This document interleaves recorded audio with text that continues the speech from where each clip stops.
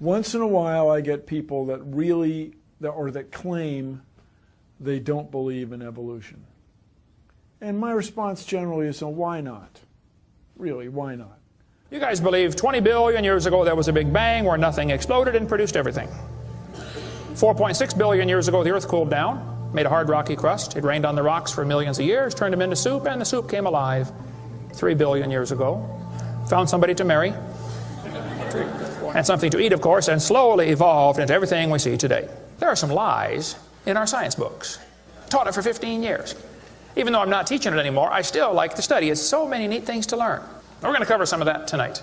I'm not against science, I'm not against schools, I'm not against teachers. Because most of them don't know what they believe. You have to tell them.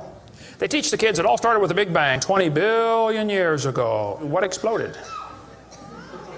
This is what the textbooks teach. Before the Big Bang, there was nothing, literally nothing, an infinitesimal nugget of space. And then something happened, triggering the most colossal explosion in history. Yes, boys and girls, you see, nothing exploded, and here we are.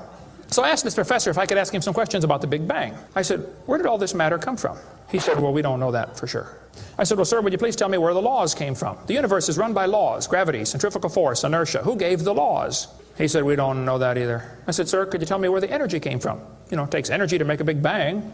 Who bought the gas to run this machine anyway? He said, we don't know that either. I said, sir, could I ask you another question? He said, sure. What else would you like to know? Else? What do you mean else? You haven't told me nothing yet. I said, does Berkeley have a merry-go-round? You see, if a spinning object breaks apart in a frictionless environment, the fragments will all spin the same direction. The professor said, yes, I understand about the conservation of angular momentum. I said, well, good. I'd like to ask you a question then, sir. If the whole universe began as a swirling dot, like you said, why do 2 planets spin backwards? He said, that's interesting. I said, no, that's more than interesting. It's kind of hard on your Big Bang theory. Not only that, 6 of the moons are spinning backwards. Why? He said, I don't know. Why do you think they're going backwards? I was hoping he was going to ask that. I said, okay, now, sir, hold it. If I told you that I believe God created the heaven and the earth, like the Bible teaches, you're going to say, and where did God come from? And I don't know. But you said, well, we don't know that for sure. We don't know that either. Don't tell me my theory is religious and yours is science. Oh, no, sir, they're both religious. Evolution is a religion. You have to believe. So I asked the professor, where did the matter come from? He said, I don't know. So basically, I believe in the beginning God, and you believe in the beginning dirt. One professor was getting kind of upset about this time. He said, Mr. Hovind, there are hundreds of varieties of dogs in the world. He said, do you mean to tell me that you believe all these dogs came from 2 dogs off of Noah's Ark? You expect me to believe that? I said, sir, would you look at what you're teaching your students? You're teaching your students that all the dogs in the world came from a rock. Charles Darwin was disciplined. I mean, he did these extraordinary experiments, this series of experiments. Then they're going to tell the kids, well, we have evidence for this theory. Charlie Darwin stopped off at these islands right there called the Galapagos Islands. Charlie studied the birds very carefully and said, you know what, I think all these birds had a common ancestor. I bet you're right, Charlie. It was a bird. You see 14 kinds of birds, and you conclude that birds and bananas are related. Here are these ancient dinosaur bones or fossils. They tell the kids they have evidence of evolution from fossils. I don't think so. If you find a fossil in the dirt, all you know is it died. You don't know that it had any kids. And you sure don't know that it had different kids. You bring in a bone to the judge. Judge, I found this bone in the dirt. This is the ancestor of all the humans today. They would laugh at you. You don't know that that's the ancestor of anybody. And why on earth would you think a bone in the dirt can do something animals today cannot do? They'll say, boys and girls, you have 2 bones in your wrist, radius and ulna. And boys and girls, look at the whale's flipper carefully. Did you know the whale has 2 bones in his flipper? And they're called the radius and the ulna? Same as ours. Wow. Who named them, teacher? The whale? Think about it.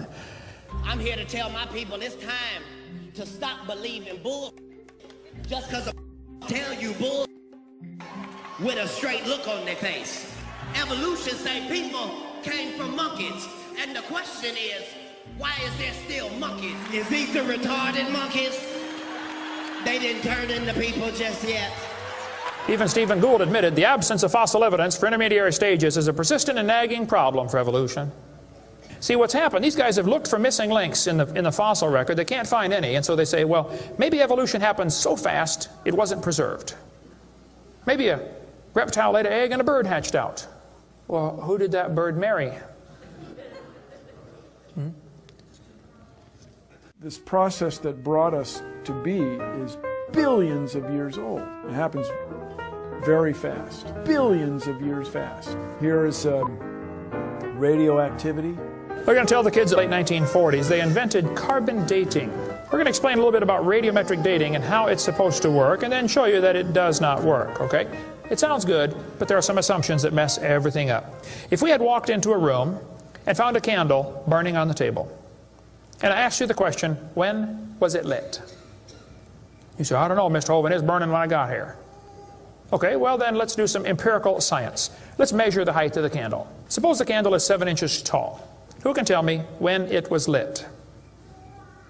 Okay, nobody. Let's do some more empirical science. Let's measure the rate of burn. Suppose we determine it's burning an inch an hour. When was it lit? You're going to have a hard time telling me unless you're willing to make some assumptions. You find a fossil in the dirt, you can measure how much C14 is in it. Very accurately, by the way. And you can measure how fast it's decaying. That's just like measuring the height of your candle and how fast it's burning. Now, when did that animal die? You don't have a clue. Here's what you ought to consider about carbon dating. Samples of known age, it doesn't work. If it's a sample of unknown age, it is assumed to work. It's just really a hard thing. It's really a hard thing. Your world just becomes fantastically complicated when you don't believe in evolution. Freshly killed seal, carbon dated 1,300 years old. Shells from living snails, carbon dated 27,000 years old. Living penguins, carbon dated 8,000 years old. One part of Dima was 40,000 years old, another part was 26,000, and the wood next to it is 9,000. Then they tell the kids about the geologic column. They say each of the layers is a different age, you know, Cenozoic, Mesozoic, Paleozoic, Archeozoic, all them zoic boys. Now, if you get a petrified tree standing up, running through different rock layers, I don't think it's smart to say those layers are vastly different ages. Those trees did not get slowly covered by the sediments over millions of years. They would rot and fall down. Crazy. They'll say, boys and girls, you have an appendix that you don't need anymore. That's a vestigial structure. That's proof of evolution. Well, excuse me, you do need your appendix. The appendix is part of your immune system. If your appendix is taken out, you can still live, okay? But it increases your susceptibility to quite a few diseases. You could live without both your legs and both your arms and both your eyes also. That doesn't prove you don't need them. There are no vestigial organs. And even if there were, that would be the opposite of evolution. That's losing, not gaining. I was taught when I went to school, man used to have a tail, but he lost it because he didn't need it. I thought, didn't need it? Have you ever thought how handy a tail would be? Have you ever come to the door with 2 sacks of groceries? Wouldn't that be nice, man, be able to grab that door and walk right around and get in it? Lost it because we didn't need it. Man, you could drive the car and tune the radio knob and hold the Coke at the same time. What we're finding is that natural selection seems to be an incredibly important factor in generating new species. Natural selection, the key evolutionary mechanism Darwin identified. The bad designs get eaten by the good ones, and so all you have is good ones. Why is there still monkeys? Natural selection doesn't cause any evolution. It makes sure the bad ones don't survive, but it's not going to change it to something else. That's what evolution is. If you worked in a factory that produced cars, and your job was to check for defects, and you caught every single mistake, and you rejected it, how long would it take that process to change the car to an airplane? You say it'll never change it. That's my point. The students are taught we have evidence from development. Darwin considered this by far the strongest single class of evidence. This textbook says the human embryo growing in the mother has gills like a fish. Those little folds of skin are not gills. Those little wrinkles under your chin when you're growing up later develop into bones in the ear and glands in the throat. They never have anything to do with breathing. I've seen folks that have 5 or 6 chins and they can't breathe through any of them but the top one. Those are not gill slits. Ernst Haeckel, though, said the turning point in his thinking was when he read Darwin's book. He made huge charts of his posters of his drawings of these embryos and traveled all over Germany and just about by himself converted the Germans to believing in evolution. Haeckel took a drawing of a dog and a human embryo and he changed them to make them look exactly alike. On top are Haeckel's fake drawings. Underneath are actual photographs of what he claimed he was drawing a picture of. Now either he's a lousy artist or he's a liar. Well, it turns out he's a liar. He was convicted of fraud by his own university, proven to be a fraud. But guess what? Haeckel's fake drawings are still used in textbooks in your state right now. It's only been proven wrong 125 years ago. I know it takes a while to get textbooks up to date, but that ought to be plenty of time. Adolf Hitler said, "You let me control the textbooks, I'll control the state." Watch this sentence here carefully. Some kid's doing this for homework tonight. Boys and girls, do you think humans are still evolving? Now what kind of question is that? Doesn't that question assume that evolution has happened? What if a kid doesn't believe in evolution? How's he supposed to do his homework tonight? That question does not teach him how to think critically. That teaches him what to think, not how to think. And when the kid gets done with this course, he's going to think he knows how to think. But he doesn't. He knows how to be told what to think. Brainwashing at taxpayer expense. They want to use my tax dollars to teach that to your kids in our schools. If you want to deny evolution, that's fine. But don't make your kids do it, because we need them. And that's where the problem comes in. Okay? If you want to believe in the Big Bang, just enjoy yourself, but keep your religion at home. The Russian atheist astronomer came to America and spoke at one of the universities, and he started off his speech, he said, "Folks, either there is a God or there isn't. Both possibilities are frightening. If there is no God, we're in trouble. We're hurtling through space around the sun right now at 66,000 miles an hour, and nobody's in charge." That's a scary thought. But if God made the world, He owns it. That means He makes the rules. You see, if there is a God, we better find out who He is, and find out what He wants, and do what He says. Malcolm Muggeridge said, "I am convinced the theory of evolution, especially the extent to which it's been applied, will be one of the great jokes in the history books of the future." It's a joke. And it would be a joke if it weren't for the tragic results. How many kids are taught this thing every day and believe it, and it destroys their faith? Find you something to believe in.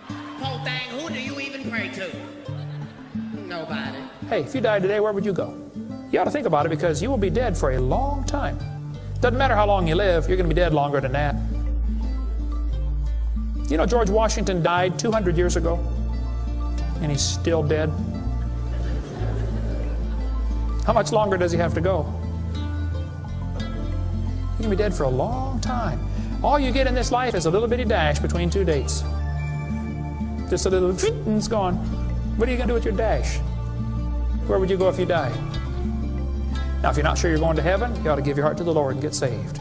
Say, "Lord, you may have it," the whole thing. If you are saved, you ought to find something to do for the Lord. And you ought to quit worrying about getting a fancier car and a fancier house and start worrying about who's going to heaven or hell. Maybe God gave you that good job so you can give some money to missionaries, not so you can build a bigger, fancier house. God loves you. God has a plan for your life. And if you don't want it, well, that's your business. But the devil is laughing at you for believing in that. But God loves you, and He wants you to come to heaven. And if you'd like to find out how to go to heaven, come see me. I'll be glad to show you.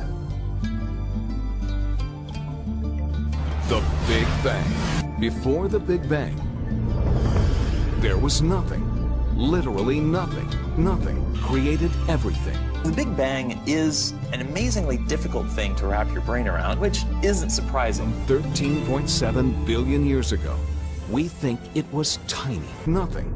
Literally nothing was tiny. And then something happened. Nothing created all the matter we see in the universe today.